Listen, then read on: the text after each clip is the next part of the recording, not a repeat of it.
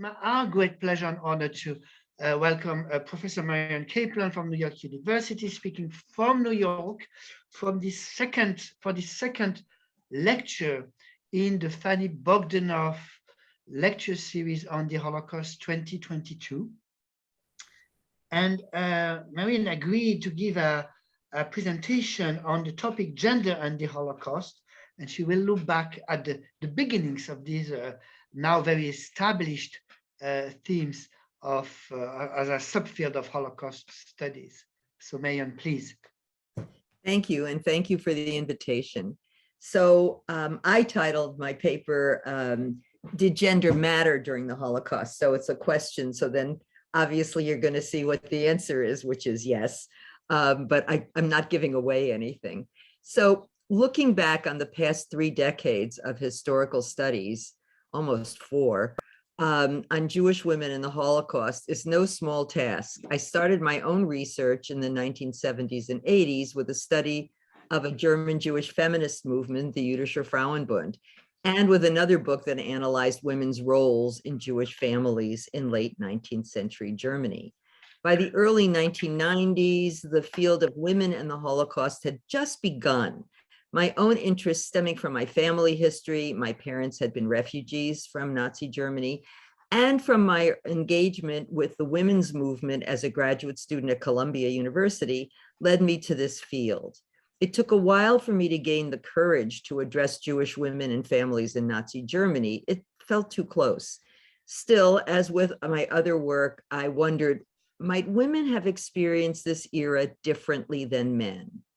And if so, how? The early pioneers of this field assumed yes, but we needed to do the research. I'll start there, but first a historical reminder.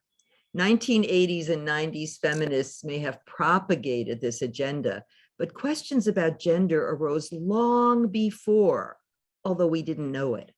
Dr. Emanuel Ringelblum's collection of testimonies, reports, and surveys in the Warsaw Ghetto from 39 to 43, later known as the Oneg Shabbat Project, asked questions of and about women, and many of the collectors were women. Polish Jewish historian Philip Friedman, who survived Lvov in hiding, set an agenda for future research as early as 1945, including the biological impact of starvation, statistics of biological destruction, the disintegration of the family, post-war medical and psychological exams of survivors, all of which implied at the very minimum gender and generational analyses. The first large-scale research impetus came in 1983, and that would be slide number 2. And if you notice, it's an 8x11 booklet that was stapled together. It's not really a pamphlet even, it's done on a mimeograph machine. I had the privilege to participate in this path-breaking conference coordinated by Joan Ringelheim and Esther Katz in New York City, entitled Women Surviving the Holocaust. For 2 days, 400 survivors and female scholars, as well as 2 male scholars, tried to figure out whether, and if so, how gender mattered.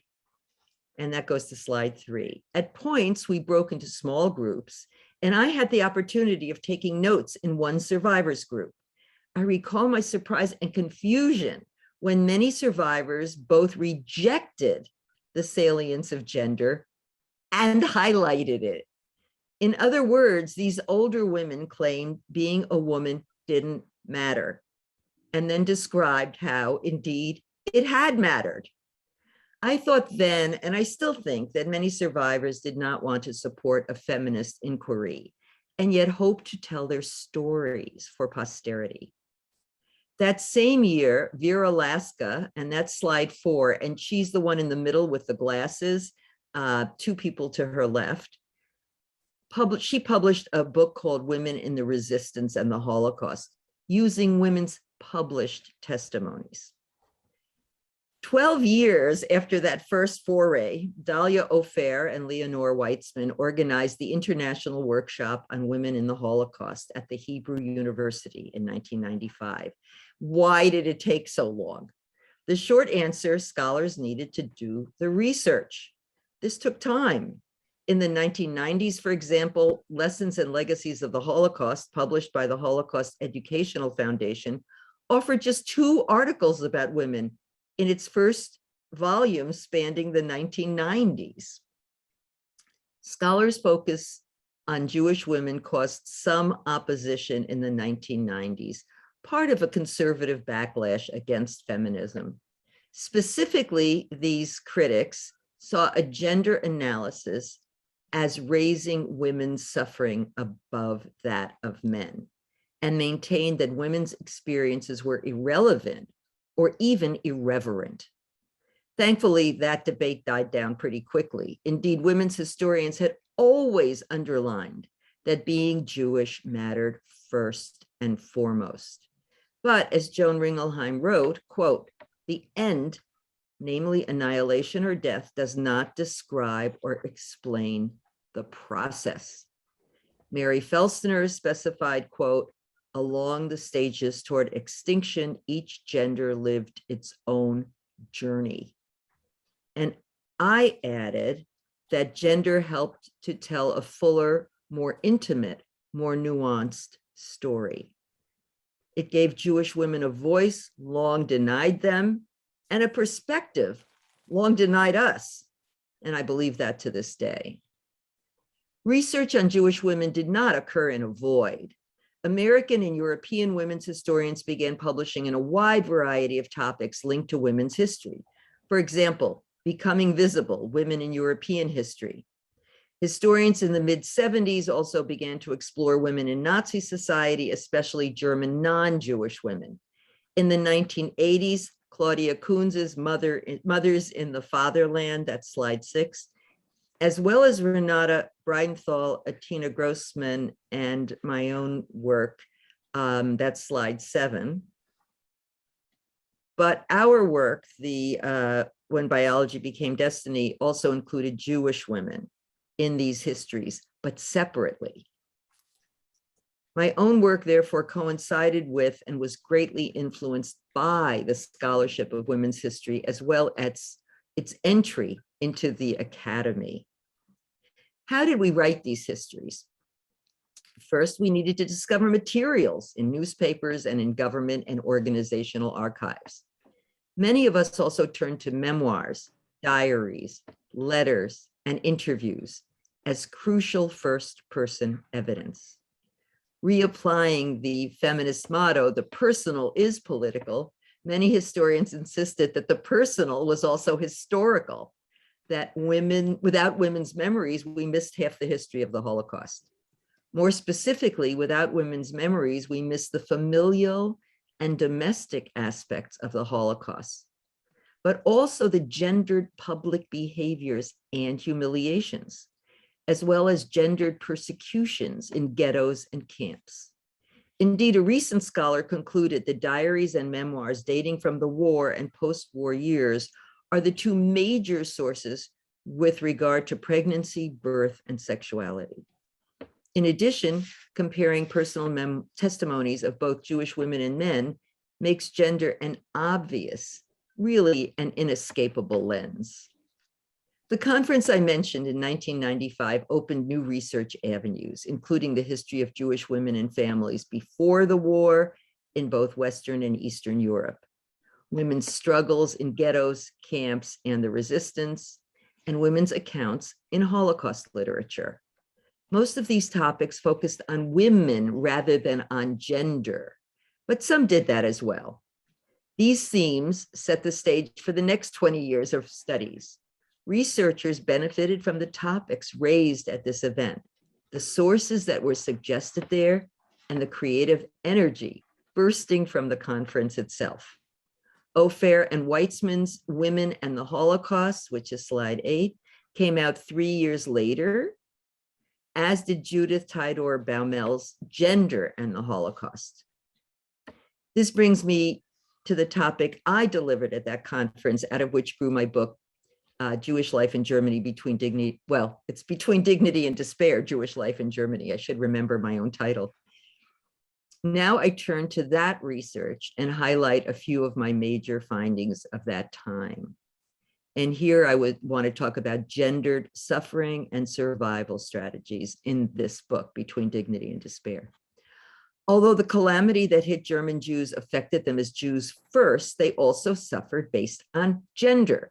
At first, Jewish men were far more vulnerable to physical assault and arrest, and women remained to carry the burden of maintaining homes and families, households, and communities, even if ultimately Jewish women were also, quote, enemies doomed to perish in the Nazis' race war. Not only was early Nazi racism and persecution gendered, so too were the victims' survival strategies in both practical and psychological terms. The victims reacted not only as Jews, but as Jewish women and men. A focus on women led me to recognize, for example, that in contrast to men, most women took the early warning signals of Nazism more seriously than most men. Women eagerly trained for jobs and crafts useful abroad, whereas men hoped that they would be able to maintain their businesses, careers, or professions in Germany. And at home, women made do on smaller budgets, shopped in hostile stores, and tried to create cheer in cramped spaces, while husbands were asked only to limit their expectations. Finally, many women became breadwinners for the first time as husbands lost their businesses or jobs. Gender made an enormous difference in deciding between fight and flight. In the early years, Jewish women were more sensitive to discrimination, more eager to leave Germany, more willing to face uncertainty and lower class status abroad rather than discrimination and ostracism at home. Jewish men thought they had and had a great deal more to lose by fleeing. Over 80% of Germany's approximately 525,000 Jews lived solid middle-class lives. These men had to tear themselves away from their life work, whether a business or a professional practice. Usually more educated than women, many men felt a deep attachment to German culture. Additionally, many had fought in World War I and believed that their service and patriotism would count for something. Most importantly, since middle-class men had previously been the primary breadwinners, as long as they made a living, they were unwilling to face poverty abroad. So in light of men's primary identity with their occupation, they often felt trapped into staying. Women whose identity was more family-oriented struggled to preserve what was central to them by fleeing with it. Ironically, those men whose businesses declined as a result of the Nazi boycott in April 33 and sporadic increasing boycotts thereafter, or who lost their jobs due to the anti-Semitic April laws of 1933, had little choice but to leave, which resulted in their families' safety. By April 38, 60% of all businesses that Jews had owned before 33 no longer existed. Still, until November 38, some of those men who had not lost their jobs and businesses remained, either hoping the regime would collapse or trying to get the documents to flee. In addition to different experiences in the world of work, men and women also led relatively distinct lives and often interpreted daily events differently. Women were more integrated into their communities. They noticed daily interactions with neighbors, with the grocer, and diminishing participation in local women's groups. Raised to be sensitive to social situations, women's social antennae were finely tuned and also directed toward more unconventional, what men might have considered more trivial sources of information, what the baker said, whether the neighbor gave her usual greeting, whether the postman said good morning. A widespread assumption that women lacked political acumen stemming from their primary role in the domestic sphere often gave women's warnings less credibility. And the prejudice that women were, quote, hysterical in the face of danger worked to everyone's disadvantage. Many men insisted that they were more attuned to political realities.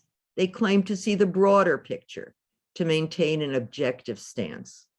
When Elsa Gerstel urged her husband, a former judge who had lost his job, to emigrate, he responded, quote, the German people, the German judges would not stand for much more of this madness. Men mediated their experience through censored newspapers and broadcasts, whereas women's narrower picture, the minutiae and significance of direct everyday contacts, brought politics home.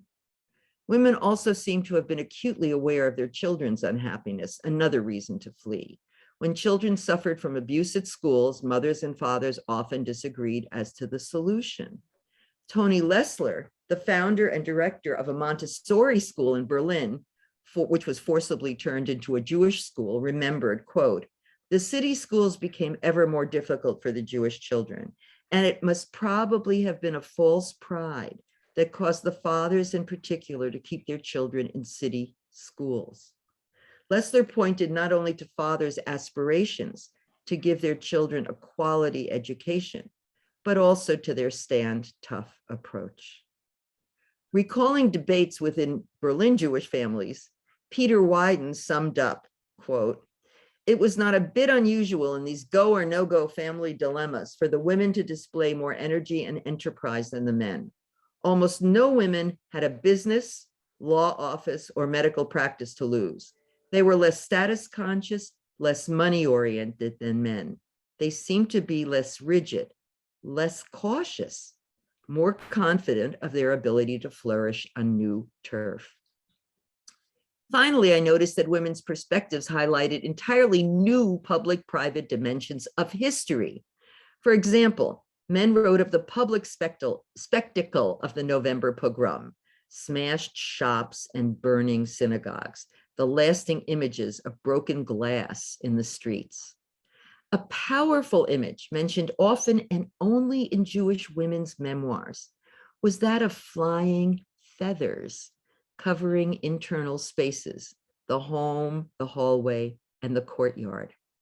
Similar to pogroms in Russia at the turn of the century, the marauders tore up goose feather blankets and pillows, shaking them into the rooms, out the windows, down the stairs. Bereft of their bedding, Jews lost the kind of physical and psychological security and comfort that this represented. In addition, Jews could no longer replace these items due to their costs and the looming war economy, which severely limited linens. Broken glass in public and strewn feather beds in private spelled the end of Jewish life and security in Germany. Now, gender differences in perceiving danger accompanied gender role reversals in what Raoul Hilberg described as communities of, quote, men without power and women without support. We find, for the most part, anxious but active women who early on greatly expanded their traditional roles.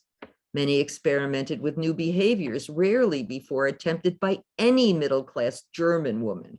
For example, interceding for their men with the authorities and seeking paid employment for the first time. Two examples will have to suffice. The first focuses on the November pogrom of 1938, highlighting women's activities under dire circumstances. While destroying Jewish property, the marauders also beat and arrested about 32,000 men, interning them in concentration camps. There were exceptions. Some women were publicly humiliated, beaten, or murdered. But most women were forced to stand by and watch their homes and shops torn apart and their men abused. Later, women summoned the courage to overcome gender stereotypes of passivity in order to find any means to free men from camps. Ruth Abraham, that's slide 11, impressed her family, but also the Nazis with her determination and bravery. During the November pogrom, she pulled her fiancé out of his store and led him through the teeming crowds to safety. Then she traveled to Dachau concentration camp to ask for the release of her future father-in-law. Arriving in a bus filled with Hitler's elite troop, the SS, She entered the camp where she was ignored. She assumed that because of her, quote, Aryan looks, her blonde hair and blue eyes, those in charge took her for a member of the League of German Girls. She requested an interview with the commandant and begged for the release of her elderly father-in-law. She succeeded, again attributing her success to her looks, since the men who helped her refused to believe she was a, quote, full Jew and seemed to take pity on her. The second example focuses on women making family decisions. In the aftermath of the pogrom, women not only arranged the release of loved ones, but also sent their children on kinder transports. And that's slide number 12. They also sold their property and made emigration decisions. Accompanying her husband home after his ordeal in a camp, one wife announced that she had just sold their house and bought tickets to, of all places, Shanghai for the whole family. Her husband reflected, quote, anything was okay with me, only not to stay in a land in which everyone had declared open season on us. Similar expressions of thankfulness, tinged perhaps with a bit of surprise at women's heroism, can be found in many men's memoirs. Traditionally, men had publicly guarded the honor of the family and community. Now, suddenly, women found themselves in this position. Even though women transcended certain gender roles, gender as such caused serious consequences in emigration. Gender made a difference in matters of life and death. For example, more women than men remained trapped in Nazi Germany. While there are many explanations for this, including male deaths in World War I and a higher number of widows, as in most societies in the West, the intention of men to emigrate first and bring their families over when they settled, and so on, it's also clear that more men got out before the doors were shut, through business connections, capitalist visas to Palestine, or because they were in physical danger earlier than women, and many women sent them out first. The disproportionate number of elderly women whom the Nazis murdered suggests that gender and age were a lethal combination.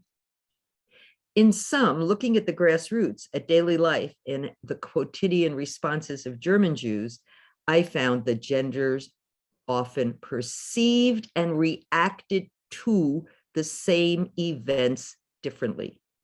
And gender could also be a matter of life and death. Now, that gets us to around the year 2000, 2010. So what happened in the next 20 years, let's say, from 2000 to 2020? To this day, there seems to be a good deal of social history and women's history, including local histories of Eastern and Western Europe and histories of camps and ghettos. Often these social and women's histories include women, but are not consciously about gender. If we approach topics in a gendered way, might it change our narratives? Holocaust historians, especially male historians, rarely ask how women experienced aspects of the Holocaust differently from men, or how this might change our understandings. Literary scholars do this more often. They ask gendered questions of their texts, whether autobiographies or fiction. They come to the text with a particular interest in gender and women, but fewer historians seem to go beyond including women. Still, some promising research in Holocaust history has appeared. I can't go into all of it, but we'll mention two areas: new work on Eastern Europe and on the topic of sexuality. I'll start with histories of Eastern Europe that historian Natalia Alexian shared with me. For example, there's new work on women inside and outside the Krakow ghetto, which includes the family life of Jewish women and women's strategies of survival within the ghetto and on the Aryan side. Women hiding in bunkers, social roles in ghettos also have been written up. More testimonies and literary perspectives, as well as cultural studies, as well as work on individual women has been published.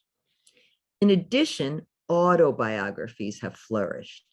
In 2009, Louise Vasfari gathered 400 entries of women's life writing from Central and Eastern Europe, and these are the ones only in English.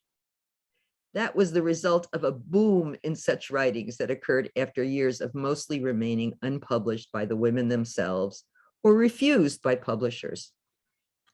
Research on sexualities and the body have made significant progress in the last years, mostly as women's history.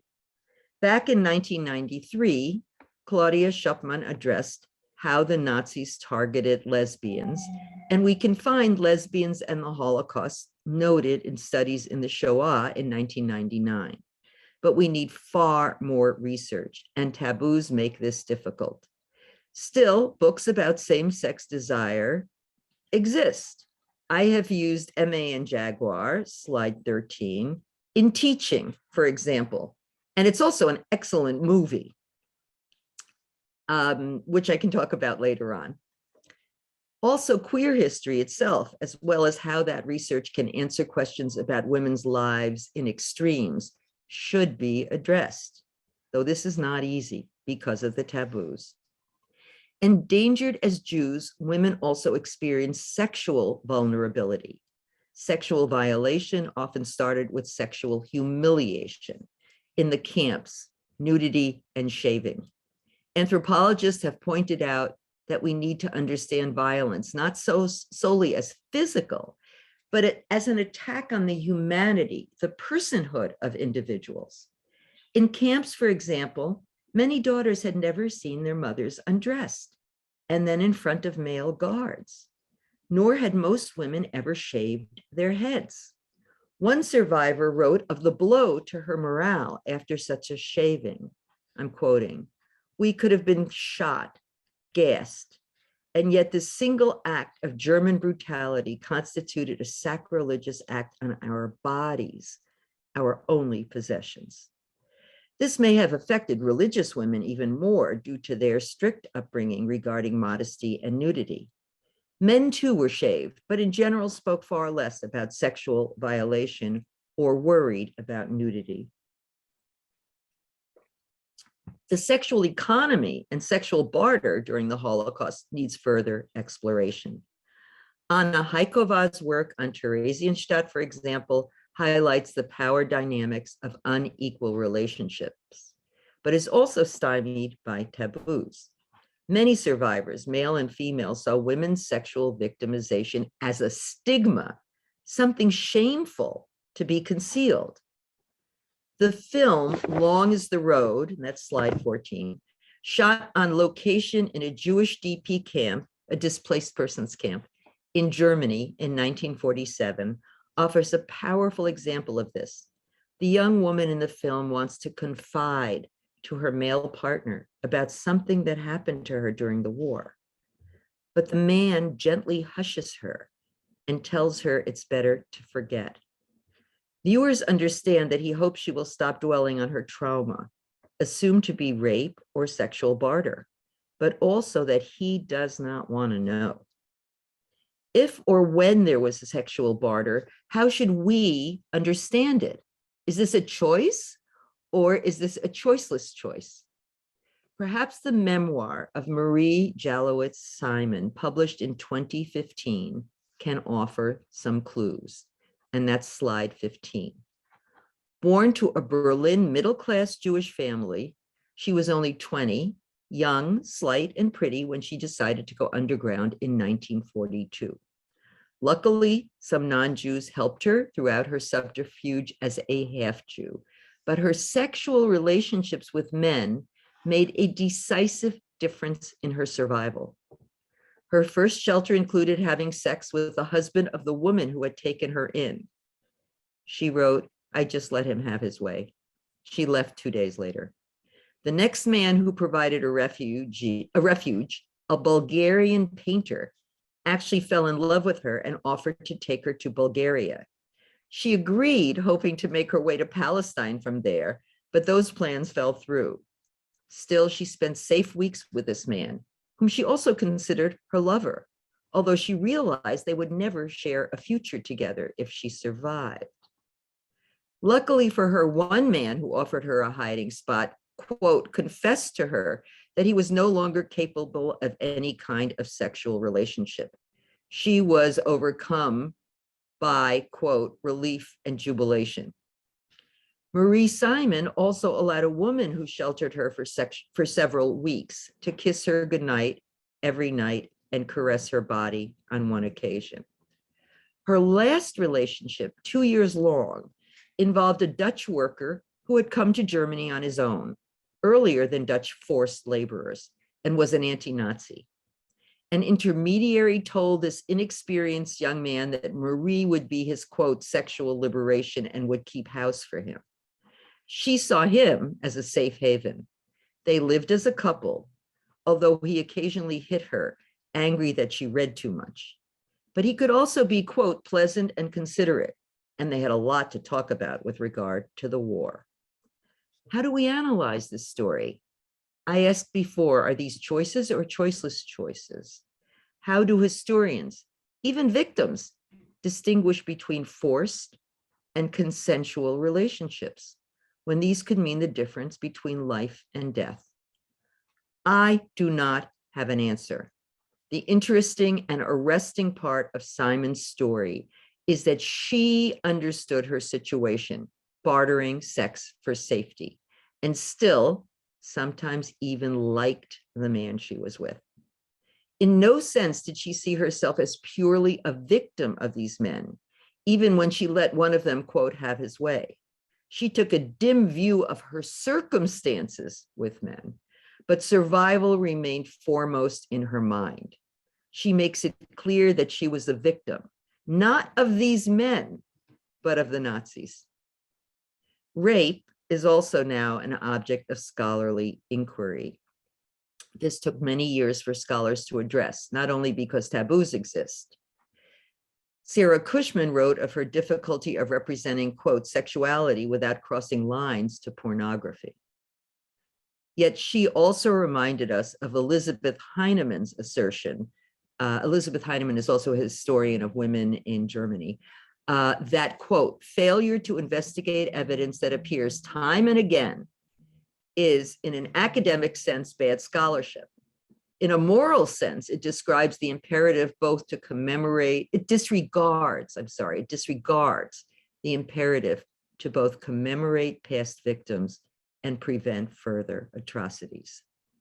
Sources were and are available, but they're complicated and scattered. Older testimonies do exist. Still, we'll need an ensemble of data from victims, witnesses, and perpetrators. To confound matters further, much of this testimony is partial, and some of it's unclear. Nazi documents, army cases, post-war trials of perpetrators have their own issues, although they need to be used with care. Scholars Regina Mühlhauser, Zoe Waxman, and Beverly Chalmers, among others, have raised these topics and offered examples. I would argue that their work should not only be seen as specialized histories of rape during war, but as Holocaust scholarship. This is part and parcel of the Holocaust. Further substantiating this notion, David Cesarani, in his 1,000-page book, The Final Solution, showed that almost every atrocity against Jews in Poland, Latvia, Lithuania, and Ukraine included rape and sexualized violence against Jewish women, sometimes by Germans, sometimes by their Germans' local helpers. Who were the main perpetrators of rapes against Jewish victims? Research highlights the Einsatzgruppen and the Wehrmacht, the German army, as perpetrators, particularly after the beginning of the War of Annihilation against the Soviet Union. Some of this information comes from later testimonies of German soldiers, since rapists often killed the victims to prevent incrimination of the perpetrators. Other German soldiers proved reluctant to talk about these events even after the war, either to avoid being seen as brutal or for fear admitting to what the Nazis had termed racial shame or Rassenschande. Yet new research makes absolutely clear we can no longer accept this excuse. Racial shame did not, as a rule, inhibit sexual contact in the East. Inside Germany, courts treated this transgression harshly, but most soldiers got away with it at the Eastern Front. As Mulhauser has pointed out, sexual violence, while seen as a crime against military discipline and racial purity, became a normal part of everyday warfare. And gang rape also strengthened loyalty within the squadron. In other words, rape may not have been part of the Nazis' original genocidal plans, but figured in the continuum of violence, even near execution sites. Now, looking ahead, I would like to raise some further issues in both older and newer historical research. Aryan women, who I've not discussed in this talk at all, but who may be seen as second-tier agents of terror, to quote Doris Bergen, need further investigation, despite very good work already done in the field. And I would mention Wendy Lauer's work. And I still consider interactions among Jewish and non-Jewish women as a necessity. There have only been a few successful attempts so far, especially for women in hiding in Germany. I would also like to see more actual gender research, real contrasts between women and men, and integrated history. In addition, by looking at race and class together with gender and sexuality, for example, we uncover the imbalances of power relations between men and women in public and private, the different factors that help men and women survive, and the breakdown of social and cultural norms among Jews and non-Jews, often with regard to how women were treated. We can also learn how class or ethnicity was expressed through gender in ghettos and camps, in forced hiding or in passing. This would include masculinity studies as well. There has also been important research on women's bonding experiences and what are called camp sister relationships in extreme situations. But we need more and more comparison with men. We have seen young girls adopted by young female strangers or by girls from their own hometowns. Camp sisters tried to stay together. We have also learned that women sometimes created fictive kin networks. For example, Ruth Kluger's mother adopted a daughter at Auschwitz. The three survived together and remained a family once in the United States. How widespread was this? Do we find similar relationships among men besides Primo Levi? I also see family histories and mothering as important areas to look at. One camp survivor repeated as a mantra, "I had a mother, I had a mother," underlining how her mother made the difference between her life and death. So how did mothers manage to feed, clean, and nurture children? How did they flee? For example, Leah Lazego, with 2 children and a 3-month-old infant, climbed the Pyrenees on foot in 1943. And when she arrived in Lisbon, she was in time to send her children to relatives in the US. We might also think about the history of emotions, which opens up more intimate avenues to explore. How did female and male victims make sense of their daily lives? How did they express it? How did they feel? We've often assumed we know, but as we take memoirs, letters, and diaries more seriously, they inform us of frustration and of hope, of fear and of action. What can we learn about gendered reactions? Did they flatten? Or did later memories of persecution and escape return to gender stereotypes of the emotional woman and the strong man? So what is to be done? There's a lot of work ahead of us. And finally, I would add, as broader genocide studies have taken other ethnic murders into account, we may learn from them, analyzing the gendered similarities and significant differences across time and national boundaries. And I would recommend a book that was on my shelf that I couldn't find earlier, Women and Genocide, which really goes through many different kinds of genocides and gives a gendered analysis. So I would finally conclude we've come quite a way regarding how the topic of women has entered some of the literature, but we have a distance to go. Since I always take the long view, I am optimistic we will get there, slowly but surely. Thank you.